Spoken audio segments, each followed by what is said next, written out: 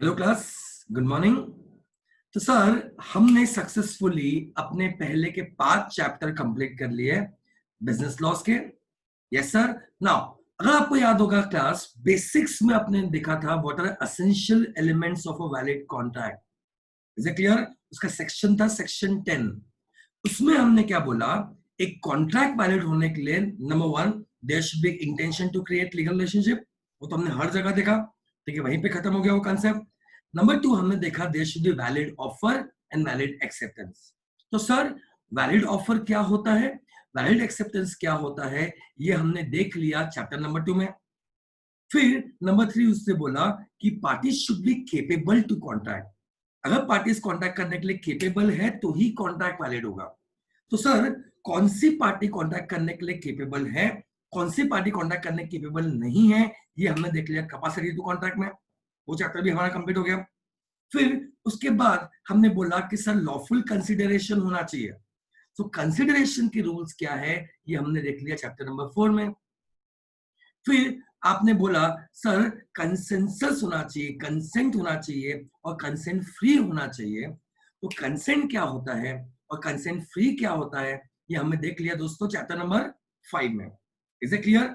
तो अभी तक हम क्या कर रहे हैं क्लास, अभी तक हम essential elements of a valid contract को ही सॉर्ट कर रहे हैं और उसके बेसिस पे चैप्टर्स पढ़ रहे हैं। ऑलराइट, ठीक है। नाउ कॉन्ट्रैक्ट बनने के लिए एक और बहुत इंपॉर्टेंट रिक्विजिट है, that is as contract valid तभी होगा when it is not expressly declared as void. I repeat, contract valid तभी होगा when it is not expressly declared as void. Sir मतलब क्या? मतलब कॉन्ट्रैक्ट एक्ट में, ठीक है, एक लिस्ट दी हुई है कि भाई इनमें से कोई भी कॉन्ट्रैक्ट किया तो ये पहले से ही हमने डिक्लेयर कर दिया है कि ये क्या है क्लास, वॉइड है। आई रिपीट, इनमें से कोई कॉन्ट्रैक्ट किया तो ये पहले से ही हमने बोल दिया है कि ये क्या है, वॉइड है। तो भाई इनमें से कोई एग्रीमेंट किया तो मतलब नहीं है, ये कभी कॉन्ट्रैक्ट बनने वाला नहीं है, because they are expressly declared as void. I hope it is clear. तो क्लास, हमने अलग अलग चैप्टर में देखा कि ये वॉइड एब इनिशियो है, ये वॉइड एब इनिशियो है, ये वॉइड एब इनिशियो है, ये वॉइड एब इनिशियो है। अब भाई कौन कौन से वॉइड एब इनिशियो है, वो पूरी एक जगह पे एक चैप्टर में पूरी लिस्ट बनाई है। उस चैप्टर का नाम है वॉइड एग्रीमेंट्स। आई रिपीट, उस चैप्टर का नाम क्या है क्लास, वॉइड एग्रीमेंट। तो आई रिपीट कि कौन कौन से agreements expressly declared as void है, कौन कौन से एग्रीमेंट वॉइड अब इनिशियो है, वो अलग से एक चैप्टर में दिया हुआ है। और याद रखना, कॉन्ट्रैक्ट वैलिड तभी होगा जब सर वो वॉइड नहीं होगा। कौन ऑब्वियस सी बात है ना, कॉन्ट्रैक्ट वैलिड तभी होगा जब वो वॉइड नहीं होगा। तो वॉइड कौन कौन से चेक कर लेते हैं, उनमें से अगर आपने कोई एग्रीमेंट किया भाई साहब तो वो वैलिड नहीं रहेगा, it will be void ab initio. Okay, so we are moving to chapter number 6। Chapter का नाम है वॉइड एग्रीमेंट्स। और यहां हम क्या देखने वाले, कौन कौन से एग्रीमेंट है, ये पूरी लिस्ट देखने हमने वाले हैं हम, कौन कौन से एग्रीमेंट है which are expressly declared as void. Alright class, चलो तो शुरू करते हैं। So we shall start with chapter number 6। आप देख सकते हैं नाउ, मोस्टली ये चैप्टर क्लास हम नोट से पढ़ेंगे बिकॉज इसमें फ्लो चार्ट्स वाले स्कोप बहुत कम है। ऑल्दो इसमें ऐसे एक दो कंसेप्ट है जिसको फ्लो चार्ट से पढ़ाना जरूरी था, तो मैंने लेटर स्टेजेस में उसमें फ्लो चार्ट दिया हुआ है। अदरवाइज ये चैप्टर को हम एक एक बार पढ़ेंगे तो भी बहुत सारी चीजें सॉर्ट हो जाएगी। Comparatively it is a very easy chapter. So इस चैप्टर को हम नोट से डील करने वाले class. Now you can see कि वॉइड एग्रीमेंट्स को डिफाइन किया है सेक्शन 2G ने, section 2G of Indian contract act. मैं क्या बोलता हूं, मैं कैसे याद करता हूं क्लास कि 2G, जी मतलब गंदे काम, बुरे काम, और अगर तुम गंदे काम करोगे, बुरे काम करोगे तो agreement will be void ab initio. Okay, तो याद रखना वॉइड एग्रीमेंट्स को डिफाइन किया है सेक्शन 2G ने, ठीक है। वो बोलता है वॉइड एग्रीमेंट वो है which are not enforceable by law. You can see void agreements वो है which are not enforceable by law. You know void is opposite of valid.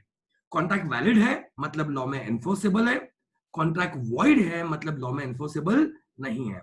Sir कब से एनफोर्सेबल नहीं है, वैलिड होने के बाद एनफोर्सेबल नहीं है कि शुरुआत से एनफोर्सेबल नहीं है? The answer is this are void ab initio. I repeat, this are void ab initio. ये पहले से ही बोला है कि भाई वैलिड नहीं है। ऐसे एग्रीमेंट करोगे स्टार्टिंग से ही लॉ का सपोर्ट नहीं है and agreement will be void ab initio. Okay, so you can see the entire list of agreements which are expressly declared as void. तो शुरुआत से ही void है. These are the list of void ab initio agreement. Now, और एक important point class जो मुझे mention करना है आप लोगों को, वो ये है कि void agreements में restitution of benefit नहीं होता. I repeat, void agreement में restoration of benefit नहीं होता. जैसे अपन ने void contract में देखा था, voidable contract में देखा था. You remember कि voidable contract क्या है? जो पहले valid है, पार्टी चाहे तो void कर सकता है. अगर पार्टी ने void कर दिया तो contract becomes void. अब contract तो खत्म हो गया, तो जिस पार्टी को जो जो मिला है वो वापिस कर देते हैं हम लोग. उसे बोलते हैं restitution of benefit या उसे बोलते हैं restoration of benefit. Is it clear? Now, आपको याद होगा माइनर के केस में ये अलाउ नहीं था. माइनर के केस में रेस्ट्रिक्शन ऑफ बेनिफिट अलाउ नहीं था. कुछ याद आया? क्यों? याद करो, क्योंकि माइनर का एग्रीमेंट वॉइड ab initio था, शुरुआत से ही वॉइड था. तो याद रखना, जो जो एग्रीमेंट शुरुआत से ही वॉइड होते हैं वहां रेस्टिट्यूशन ऑफ बेनिफिट अलाउ नहीं होता. वाइस वर्सा, जो एग्रीमेंट पहले वैलिड होते हैं बाद में उसे वॉइड कर दिया जाता है, वहां पर restriction of benefit normally allow होता है. Alright, so moving forward, let us see the list class of agreements which are expressly declared as void. चलो class, कौन सा है? Number 1, agreement by person who are not competent to contract. Section 11. ऐसे मत देखो कि आपको ये पता नहीं है, पूरा का पूरा चैप्टर डील किया क्या अपन ने इस पे. तो हम क्या बोलते हैं? ऐसा agreement with by the person who are not competent to contract, the agreement will be void ab initio. Sir example दो. अरे भाई पूरा चैप्टर पढ़ा ना. सेक्शन 11, 3 लोग कॉन्ट्रैक्ट करने के लिए कंपेटेंट नहीं है sir. Number 1 minor, number 2 person of unsound mind, and number 3 person disqualified by law. तो उन तीनों में से किसी ने भी एग्रीमेंट सर किया सर, तो क्या होगा sir? It will be void ab initio. तो वही तो पढ़ रहे हैं भाई कि agreement with person who are not competent to contract will be void ab initio. Next, number 2, agreement made under bilateral mistake of fact. कुछ याद आया क्या? पिछले चैप्टर में देखा था, अभी तक तो मेमोरी होगी ना. तो बायलैटरल मिस्टेक ऑफ फैक्ट में will be void ab initio. और मैं रिपीट करता हूं, हमने मिस्टेक में क्या देखा था? यूनिलैटरल में जनरली वैलिड, बायलैटरल में वॉइड ab initio, यहां दिख दिया गया है. फिर उसके बाद देखा था इंडियन लॉ की मिस्टेक हुई तो contract will remain valid, and foreign law की मिस्टेक को हम बायलैटरल मिस्टेक ऑफ फैक्ट बोलते हैं, तो it is void ab initio. देखो आगे लिखा भी है, रेफर चैप्टर नंबर 5. ओके, सो 2 पॉइंट हो चुके हैं. Person who is not competent to contract, void ab initio. Number 2, bilateral mistake of fact. मैं आपको सबको बता दूं, रिवाइज करा दूं, रिपीट करा दूं कि हम पूरी लिस्ट देख रहे हैं लॉ में जो लिखी है, कौन कौन से एग्रीमेंट void ab initio है. आई रिपीट, कौन कौन से एग्रीमेंट void ab initio है वो पूरी लिस्ट देख रहे हैं हम इंडियन कॉन्ट्रैक्ट एक्ट की. ओके, नाउ पॉइंट नंबर 3 पे गौर फरमाइएगा क्लास. वो क्या बोलता है? ऐसा एग्रीमेंट जिसका ऑब्जेक्ट या कंसिडरेशन अनलॉफुल है. आई रिपीट, क्या बोल रहा है? ऐसा एग्रीमेंट जिसका ऑब्जेक्ट या कंसिडरेशन क्या है? अनलॉफुल है. ना क्लास यहां पे नोटिस करना, देखो ऐसा एग्रीमेंट जिसका या तो ऑब्जेक्ट, सर ऑब्जेक्ट मतलब क्या होता है? ऑब्जेक्ट मतलब होता है पर्पस. ऑब्जेक्ट मतलब क्या होता है? पर्पस. पर्पस मतलब जो मेन इंटेंशन है आपके कॉन्ट्रैक्ट का. मुझे बताओ, जो मेन इंटेंशन है आपके कॉन्ट्रैक्ट का अगर वो ही अनलॉफुल हो जाए तो this is nothing but illegal agreements. Okay, आपका ऑब्जेक्ट अनलॉफुल है मतलब आप जो पर्पस कर रहे हैं वो अनलॉफुल है, उसे इंडियन पिनल कोड सपोर्ट नहीं कर रहा, वो इलीगल है. नंबर 2, या तो उसका कंसिडरेशन अनलॉफुल है. जिसका ऑब्जेक्ट अनलॉफुल है या जिसका कंसिडरेशन अनलॉफुल है. याद रखना, हर वो एग्रीमेंट जिसका ऑब्जेक्ट या कंसिडरेशन अनलॉफुल है उसे अपन बोलते हैं क्लास इलीगल एग्रीमेंट्स. क्या बोलते हैं? Illegal agreements. एंड आप लोगों ने चैप्टर में 1 में पढ़ा था illegal agreements are void ab initio. शुरुआत से ही वॉइड है, लॉ का सपोर्ट नहीं मिलेगा. तो भाई हम वही तो पढ़ रहे हैं, हम लिस्ट देख रहे हैं कौन कौन से एग्रीमेंट्स वॉइड ab initio है. तो हमने उसमें क्या बोला? Illegal agreements are void ab initio. अब सर इलीगल एग्रीमेंट की डेफिनेशन क्या है? कि भाई तुम कोई भी एग्रीमेंट कर रहे हो जिसका या तो ऑब्जेक्ट या तो कंसिडरेशन क्या है? अनलॉफुल. सर एग्जांपल दो. अगर मैंने किसी को किडनैप किया, किडनैप करने का एग्रीमेंट किया, इज इट क्लियर? तो मेरा ऑब्जेक्ट क्या है? कि उसको किडनैप करना और बदले में लमसम फिरौती में पैसे मांगना. सर अपना पर्पस क्या है, इस एग्रीमेंट का ऑब्जेक्ट क्या है कि किडनैप करना। क्या किडनैप करना इंडियन पिनल कोड में अलाउ है क्लास? नहीं है। I hope it is clear. तो इसका ऑब्जेक्ट ही क्या है क्लास? अनलॉफुल है। ओके, इसका ऑब्जेक्ट ही क्या है क्लास? अनलॉफुल है। वैसे एग्जाम्पल नंबर 2, कंसिडरेशन अनलॉफुल है मतलब क्या? सपोज मैं कॉन्ट्रैक्ट किलर हूं, ठीक है, आपने मुझे कॉन्ट्रैक्ट दिया किसी को मारने का।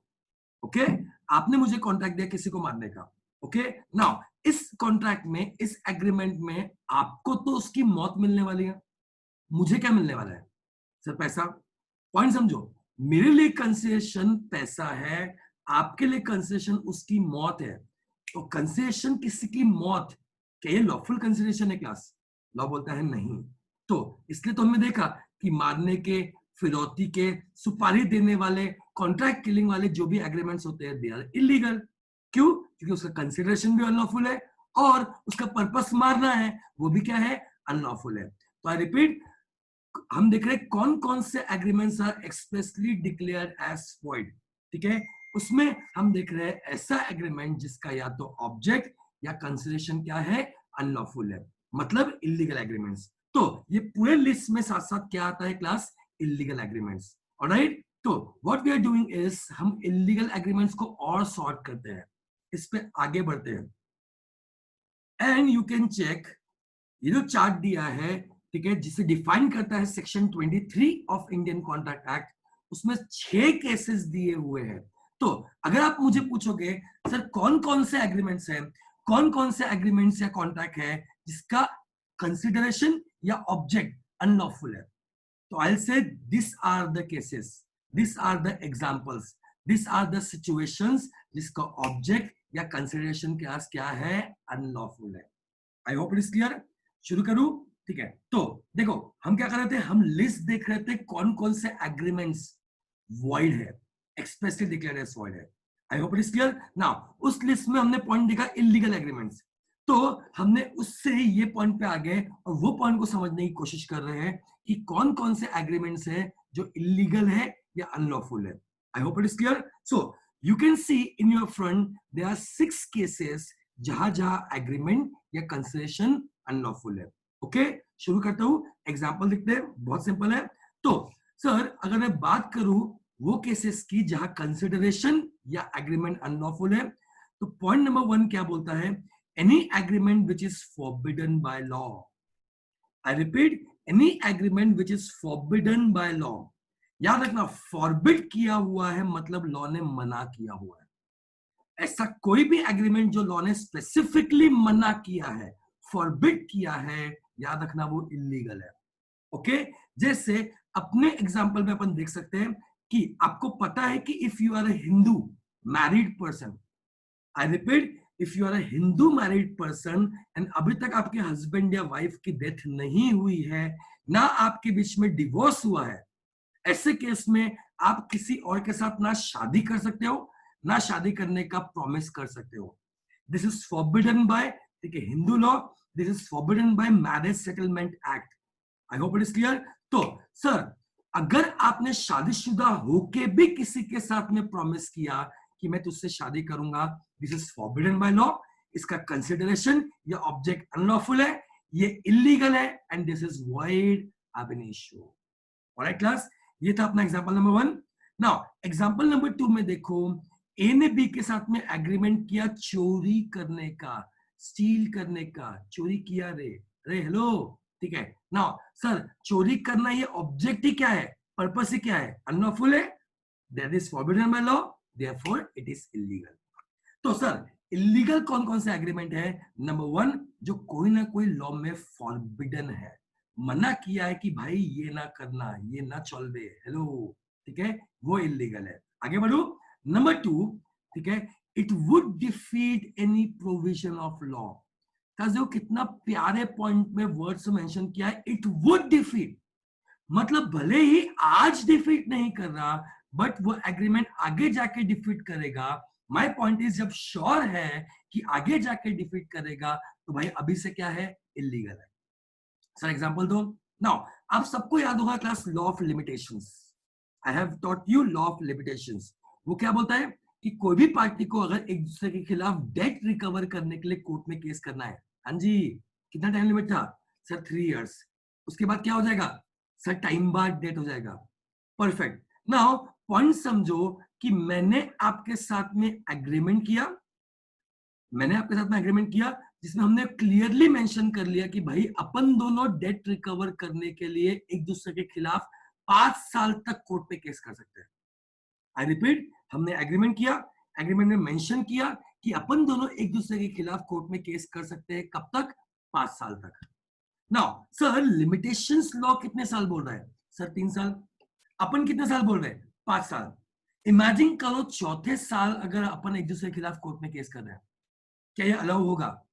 सर आपके एग्रीमेंट के हिसाब से तो अलाउ होगा, लेकिन लिमिटेशंस एक्ट के हिसाब से अलाउ नहीं होगा।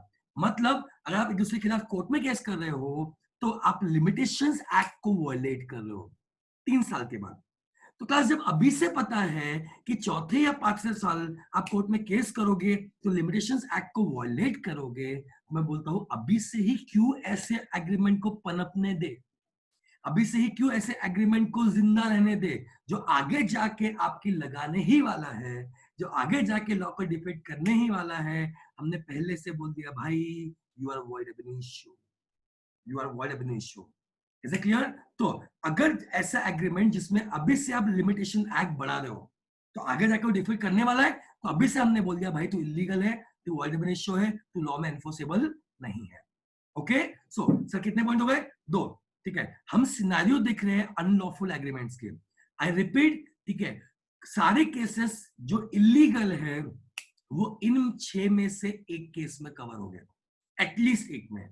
कोई कोई इश्यू 2 में भी हो सकते हैं, सॉरी एक्सक्यूज मी, 2 में भी हो सकते हैं और 3 में भी हो सकते हैं।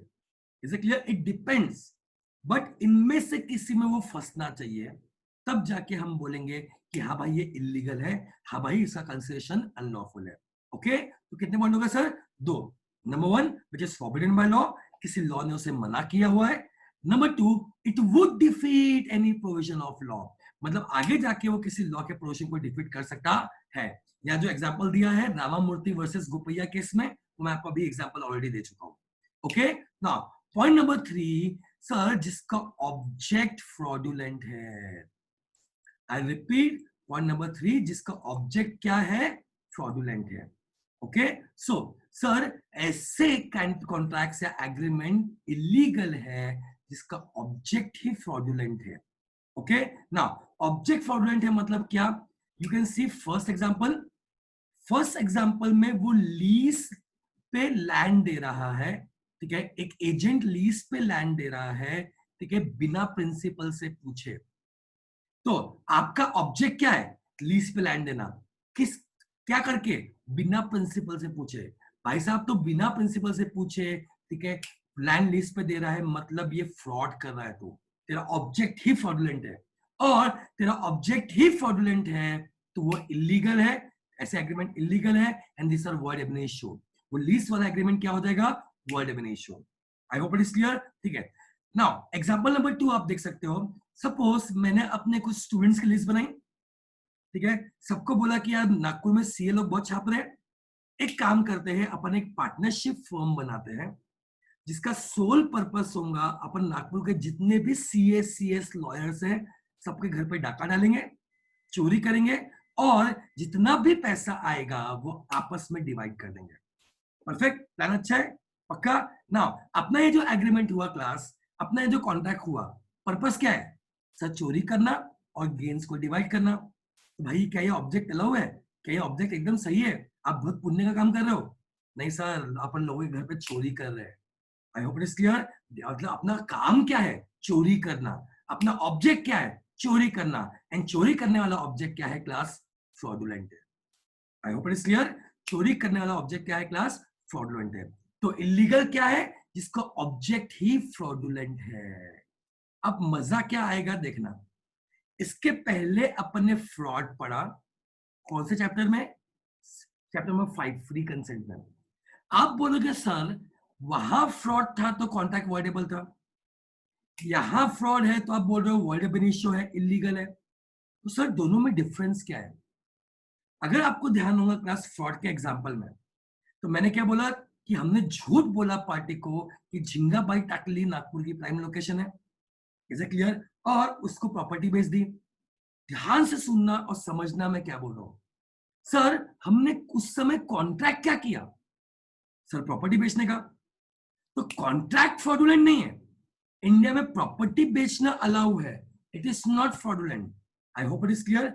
बट वो प्रॉपर्टी बिकवाने के लिए आपने जो स्टेटमेंट दिया वो फॉल्स स्टेटमेंट थी, वो फ्रॉड था। सर बोलना क्या चाह रहा हूं, सी जहां कॉन्ट्रैक्ट वैलिड है बट जो तरीका यूज किया गया है कॉन्ट्रैक्ट में एंटर करवाने का वो गलत है, वो झूठ बोला है, तो वो फ्रॉड है, वहां कॉन्ट्रैक्ट वॉइडेबल था। यहां पे आप जो कॉन्ट्रैक्ट कर रहे हो वो ही फ्रॉडुलेंट है, तो याद रखना जो कॉन्ट्रैक्ट करोगे वो ही फ्रॉडुलेंट है। जैसे यहाँ पे चोरी करना, चकारी करना, ये फ्रॉडुलेंट है, इसका ऑब्जेक्टिव फ्रॉडुलेंट है। तो ऑब्जेक्ट फ्रॉडुलेंट है तो वॉइडेबल इशू होगा, और ऑब्जेक्ट वैलिड है, उसके लिए जो तरीका यूज करवाया कॉन्ट्रैक्ट में एंटर करवाने का वो फ्रॉडुलेंट है, तो कॉन्ट्रैक्ट क्या होगा, वॉइडेबल होगा। तो what I am trying to say is दोनों को मिक्स मत करो class. Object fraudulent voidable issue है, और वो जो फ्रॉड अपन ने फ्री कंसेंट में पढ़ा था वो तो झूठ बोल के सामने वाले को एक वैलिड कॉन्ट्रैक्ट में एंटर करवाया था, तो वहां पे झूठ बोल के कॉन्ट्रैक्ट में एंटर करवाया वो फ्रॉड है, कॉन्ट्रैक्ट वॉइडेबल है, कंसेंट फ्री नहीं है। एंड यहाँ पे अगर ऑब्जेक्टिव फ्रॉडुलेंट है, आप जो काम कर रहे हैं वही धोखाधड़ी का काम है, चोरी चकारी का काम है, झूठ बोल के काम किया हुआ है, ऐसे केस में object is fraudulent and contract will be void, have an issue. So difference I hope आप लोगों को समझ गया होगा, वो वाले केस में और ये वाले केस में। यहाँ ऑब्जेक्ट ही फ्रॉडुलेंट है, वहां पे ऑब्जेक्ट फ्रॉडुलेंट नहीं है, उसके लिए जो मीन्स यूज किया गया है कॉन्ट्रैक्ट में एंटर करने का वो फ्रॉडुलेंट है, तो वहां वॉइडेबल है, और यहाँ क्या है, वॉइडेबल इश्यू है। आगे बढ़ू तो सर कितने पॉइंट हो गए अपने, 3 पॉइंट हो गए, ठीक है। तीनों पॉइंट कौन कौन से हुए, नंबर 1 फॉरबिडन बाय लॉ, कोई ना कोई लॉ मना करता है sir. Number 2 it would defeat any provision of law, मतलब आगे जाके किसी लॉ के प्रोविजन को डिफीट कर सकता है सर। नंबर 3 जिसका ऑब्जेक्टिव क्या है, फ्रॉडुलेंट है। फिर मैं आपको फिर से रिपीट कर रहा हूं कि ऐसा नहीं कि अपना एक एग्जांपल एक ही केस में फंसेगा, इलीगल होने के लिए इन 6 में से किसी भी केस में फंस सकता है। आई रिपीट, इलीगल होने के लिए इन 6 में से किसी भी केस में फंस सकता है। जैसे चोरी करना, इज इट क्लियर, देखो वो फॉरबिडन बाय लॉ भी है, नंबर 1 में भी फंस गया, एंड ऑब्जेक्ट भी फ्रॉडुलेंट है, नंबर 3 में फंस गया। तो जितने भी इलीगल वाले एग्रीमेंट्स हैं इन 6 में से किसी भी केस में फंस सकते हैं। ओके चलो तो आगे बढ़ते हैं, 3 केसेस अपन देख लिए। पॉइंट नंबर 4 क्या है, any agreement which involves injury to person और society. I repeat, any agreement which involves injury to person और सोसाइटी। क्लास अपुन ने क्या किया, अपुन ने टेररिस्ट लोगों से पैसे लिए और बोला कि इंडिया में अपने को बम फोड़ने का है, टेररिज्म फैलाने का है, इज इट क्लियर, लोगों में दहशत फैलाने का है। नाउ मेरे एग्रीमेंट में मुझे पैसे मिल रहे हैं एंड बदले में मुझे बॉम्ब फोड़ना है, जगह जगह पे दहशत फैलानी है, is it clear. Now point समझो, इससे क्या होगा क्लास, इससे अल्टीमेटली जितने भी इंडिया के लोग हैं, ठीक है, it will involve injury to person, it will involve injury to society. Law क्या बोलता है, any agreement which involves injury to person और इंजुरी टू सोसाइटी, ठीक है, इसका ऑब्जेक्ट या कंसेशन अनलॉफुल है, ये इलीगल है, and this is void ab initio. Word एब इनिशियो मतलब क्या, लॉ का सपोर्ट नहीं है, कोर्ट में केस करने के लिए आना नहीं। दूसरी खास बात, भाई हम इलीगल पढ़ रहे हैं, you all know illegal agreements are also punishable. तो हम जितने भी एग्जांपल्स देख रहे हैं वो ना सिर्फ वॉइड एब इनिशियो है बल्कि वो पनिशेबल भी है। इनमें से कुछ किया ना, डंडे मारेंगे और जेल में डाल देंगे, ठीक है। It is also punishable, you can be punish with fine, you can be punish with imprisonment. I hope it is clear, illegal agreements are punishable, not all illegal agreements but most of the illegal agreements are punishable. Okay चलो आगे बढ़ते हैं sir, कितने point हो गए, 4। Number 1 which is forbidden by law, number 2 which would defeat any provision of law, number 3 whose object is fraudulent, number 4 which involves injury to person or society, number 5 which court regard it as immoral। मतलब ऐसे agreement class जहां court बोलता है कि ये क्या है, immoral है। इससे I am coming to a very interesting word which is immoral. मजेदार बात क्या है क्लास, ग्रेजुअली इतने साल से मैंने स्टूडेंट्स को देखा, मैंने देखा कि ये अनएथिकल और इमोरल वर्ड को जहां मर्जी जहां चाहे चिपका देते हैं, बोलते हैं ये अनएथिकल है, नहीं ये इमोरल है, ये अनएथिकल है, इमोरल है। बट उन लोग को डिफरेंस ही नहीं पता एग्जैक्टली कि अनएथिकल और इमोरल के बीच का डिफरेंस क्या है। सोचो, आप लोग सोचो, दिमाग में सोचो मुझे और बताओ कि what is the difference between unethical and immoral. सोचो सोचो, कुछ तो सोचो। नहीं, मैं आराम से रुका हूं, मेरा वीडियो चालू है, जानबूझ के रुका हूं ताकि आप वंस फॉर ऑल सोच के ये पॉइंट क्लियर कर दो। चलो, आई रेज अ क्वेश्चन। दारू पीना इमोरल है कि अनएथिकल है? सोचो सोचो, दारू पीना इमोरल है या अनएथिकल है? एग्जाम्पल नंबर 2, सिग्नल ब्रेक करना इमोरल है कि अनएथिकल है? सोचो सोचो, आराम से सोचो, मैं आपको ऑप्शंस दे रहा हूं सोचने का। अगर आप सोच रहे होंगे अनएथिकल है या इमोरल है, परफेक्ट, ठीक है, तो I give you one more example कि मुझे एग्जाम के लिए लेट हो रहा था और ऑलरेडी पेपर शुरू हो चुके थे, मैं सिग्नल पे खड़ा था, टाइम निकल चुका था, मेरे लिए एग्जाम बहुत जरूरी थी, ये वही एग्जाम थी जिसके लिए मैंने साल भर रात दिन मेहनत की थी, एंड किसी रीजन से मैं लेट हो रहा था, मैं फेल हो सकता था, एंड वो अवॉइड करने के लिए मैंने सारे सिग्नल तोड़ दिए और सेंटर पहुंच गया। तो मेरे सिग्नल तोड़ने की एक्ट इमोरल है कि अनएथिकल है? नाउ, दारू पीता था, इज इट क्लियर? दारू क्यों पीता था? ठीक है, मैं कॉन्ट्रैक्टर था, बहुत सारे कॉन्ट्रैक्ट्स लेने के लिए मुझे लोगों के साथ पीना पड़ता था, गवर्नमेंट ऑफिशियल्स को पिलाना पड़ता था, उसी कॉन्ट्रैक्ट के बेसिस पे मेरे घर वाले, मेरे घर के बच्चे, सबकी पढ़ाई लिखाई, खाने पीने का खर्चा मैं निकाल रहा था। बताओ क्या ये अनएथिकल है? बताओ क्या ये इमोरल है?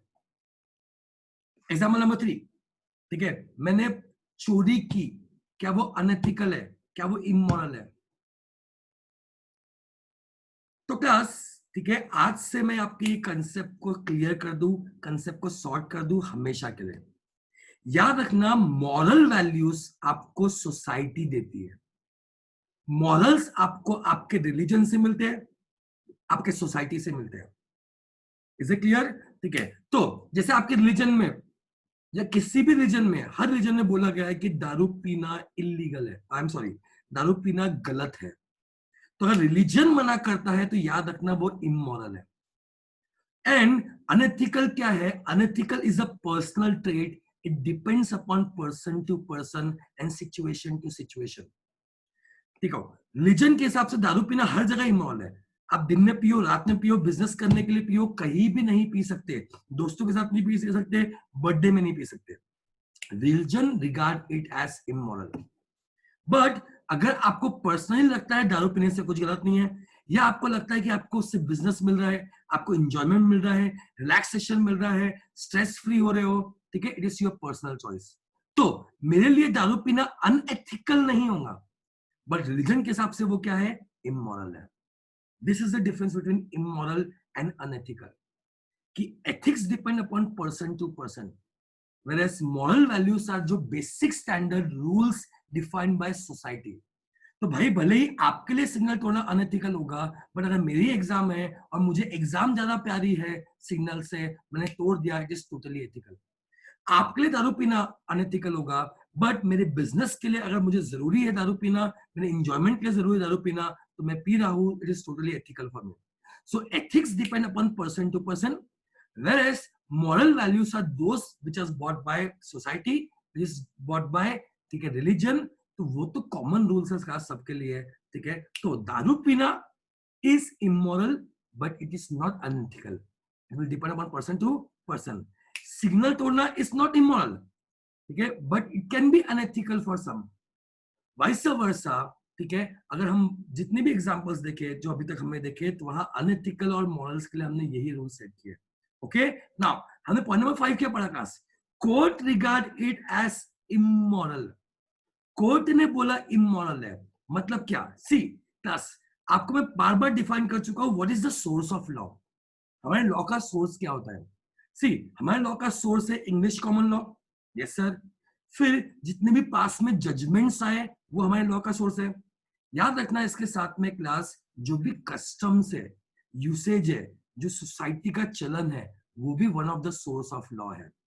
तो सोसाइटी क्या बोलती है वो भी लॉ में सोर्स बन जाता है। ठीक है, law is not alien to the society, कि एलियन से कुछ तो भी नया लॉ आ गया जो सोसाइटी पे अप्लीकेबल ही नहीं है।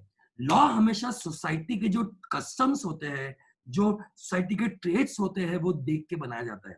नाउ जैसे मैं एग्जांपल दूं प्रोस्टिट्यूशन का, I hope you all know what is prostitution. Prostitution means you pay money to have sex, and there are certain sex workers who take money and they have sex with you. Is it clear? That is called as prostitution. मुझे बताओ क्या India में prostitution legal है? No sir, India में prostitution illegal है. Perfect. क्यों? Because हमारी society के हिसाब से वो क्या है? Immoral है. अब आपको immoral वर्ड का मीनिंग समझेगा. Because सोसाइटी के हिसाब से वो एक्सेप्टेबल नहीं है, हमारे इंडियन सोसाइटी के हिसाब से एक्सेप्टेबल नहीं है, इसलिए कोर्ट ने क्या बोला, लॉ ने क्या बोला कि भाई it is immoral, it is illegal, it is void एब इश्यू। तो इवन इफ आपने किसी के साथ एग्रीमेंट किया, किसी सेक्स वर्कर के साथ एग्रीमेंट किया कि I pay you 10,000 rupees, you have sex with me, ठीक है, you had sex with that girl और boy, is it clear? And उसके बाद में इफ यू रिफ्यूज टू पे, वो आपके खिलाफ कोर्ट में केस नहीं कर सकती। क्यों? बिकॉज इट इज वॉइड एब issue, it is illegal, it is not supported by law, it is not enforceable by law. Okay, ठीक है। सो क्या पॉइंट बोला सर कि कोर्ट रिगार्डेड एज इमोरल। हाँ, मैं सोसाइटी की बात कर रहा था, तो इससे मुझे और एक पॉइंट याद आया कि थाईलैंड में सेक्स करना लीगल है, इलीगल है? सेक्स करना, आई एम रॉन्ग हियर, क्या थाईलैंड में प्रोस्टिट्यूशन लीगल है या इलीगल है?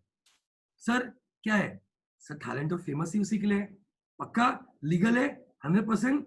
Yes sir. क्यों? बिकॉज वहां की सोसाइटी का बिलीफ है कि ये कुछ गलत नहीं है। वहां की सोसाइटी हॉस्पिटैलिटी इंडस्ट्री बिलीव करती है, they believe in free business, ठीक है, तो उनके लिए ये इलीगल नहीं है, इमोरल नहीं है, इसलिए वहां प्रोस्टिट्यूशन लीगल है। ओके, इससे मुझे अभी भी याद आया एक एग्जांपल मैंने रिसेंटली पढ़ा था कि जब लॉकडाउन शुरू हुआ था तो थाईलैंड का प्रिंस था कोई तो, ठीक है, उसने करीब 30-40 वुमेन एस्कॉर्ट्स के साथ कहीं तो भी जाके बढ़िया आराम से यूके यूएस में जाके कहीं तो भी आराम से वो क्वारंटाइन हो गया। भाई जिंदगी हो तो ऐसी हो, अपन लोग क्या इतनी मेहनत कर रहे हैं, पढ़ाई कर रहे हैं, सीए की पढ़ा रहे हैं, ठीक है, जिंदगी ऐसी हो। पॉइंट समझो ना, आपके कंट्री का प्रिंस जिसके आप हाई रिगार्ड्स करते हो, ठीक है, you have high values for him, वो ऐसा काम कर रहा है तो आपको बुरा नहीं लग रहा, बिकॉज आपकी सोसाइटी में वो एक्सेप्टेबल है, इट इज नॉट इमोरल। इसलिए थाईलैंड में, ठीक है, sex trafficking is illegal but prostitution is not illegal, because वहां सोसाइटी एक्सेप्ट करती है।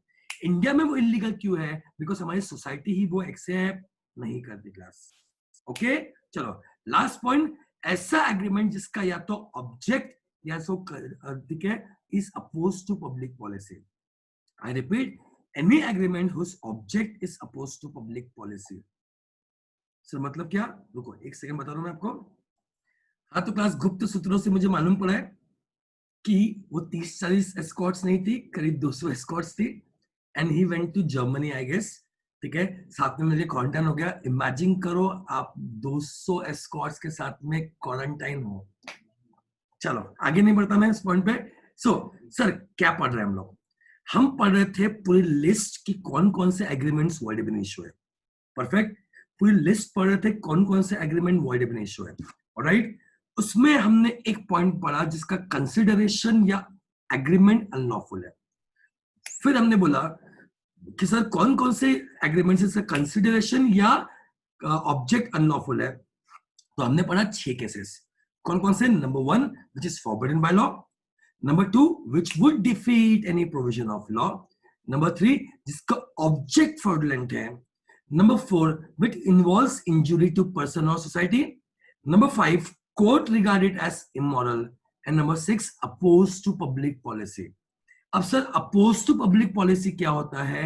हर गवर्नमेंट के अपने कुछ बेसिक रूल्स होते हैं, बेसिक एथिक्स होते हैं, बेसिक आइडियोलॉजी होती है, ठीक है, अगर आप उसके अगेंस्ट में जा रहे हो that means you are going oppose to public policy. So if you are going beyond or if you are, ठीक है, not following basic rules which are imposed by your government, is it clear? ठीक है, तो that is opposed to public policy। अब sir opposed to public policy क्या है? आप देख सकते हो नेक्स्ट पेज में बहुत लंबी लिस्ट दी हुई है। करीब 15 से 16 पॉइंट्स की which is oppose to public policy. Okay, तो कल के लेक्चर में हम डिटेल में जाएंगे and this is very important. Oppose to public policy is very important. Okay, मैं फ्लो बता दूं, पहले मैंने आपको इंट्रोडक्शन दिया इस चैप्टर का, फिर हमने देखना शुरू किया कौन कौन से एग्रीमेंट्स है, ठीक है, जो एक्सप्रेसली डिक्लेयर्ड एज वॉइड है। जिसमें पहले के 2 पॉइंट देखे, थर्ड पॉइंट में देखा हमने इलीगल एग्रीमेंट्स, तो हमने देखना शुरू किया कौन कौन से एग्रीमेंट्स क्या है, इलीगल है। I hope it is clear. उसमें हमने 6 पॉइंट देखे, उसमें 6 पॉइंट था which is oppose to public policy.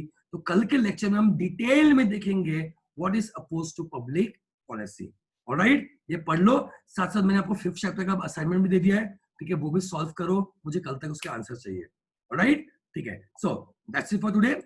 बहुत सिंपल चैप्टर है, बहुत इंटरेस्टिंग चैप्टर है, आपको मजा आएगा, ठीक है, पढ़ते जाओ, keep studying, be safe, be happy. Alright, चलो बाय बाय, सी यू।